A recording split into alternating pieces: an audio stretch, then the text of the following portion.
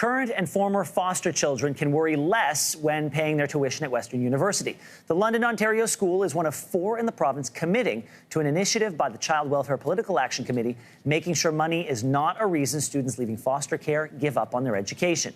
For more on this, I'm joined by the founder of the Child Welfare Political Action Committee, Jane Kavarakova. Jane, thank you for being here. We're talking politics and COVID so much that oftentimes stories like this can get overlooked. I'm glad we're dealing with it today.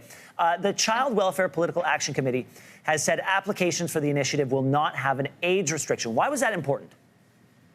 Because when you age out of care, you're around 18 years old, and you typically had a lot of trauma or neglect, you've moved a lot in foster care, and then you're left on your own at a really young age. So by that point, you might be experiencing things like poverty or homelessness, early pregnancy, a lot of different outcomes. So by the time you get your life on track, you may be past your 20s even. So really, if you care about social mobility for this group, you can't have age restrictions. Well, students leaving foster care face psychological but also logistical barriers answering what a lot of people view as simple questions on student loan applications, like who are your parents? What is their income? So what is the application process for this initiative? Okay, so if a prospective student, regardless of what age you are and you grew up in the care system, is interested in pursuing their post-secondary studies, I recommend that they contact directly either Georgian College, Laurentian University, Loyalist College, Western University, as you mentioned, but also the 3 affiliated university colleges, which is Brescia, Huron, and King's. And there'll be someone to intake your inquiries there, and they can help guide you through how they're going to maximize what funding is available. And if there's anything left outstanding, the universities and colleges will top it up. Well, I'm glad you mentioned the other schools because this is focused primarily on Ontario right now.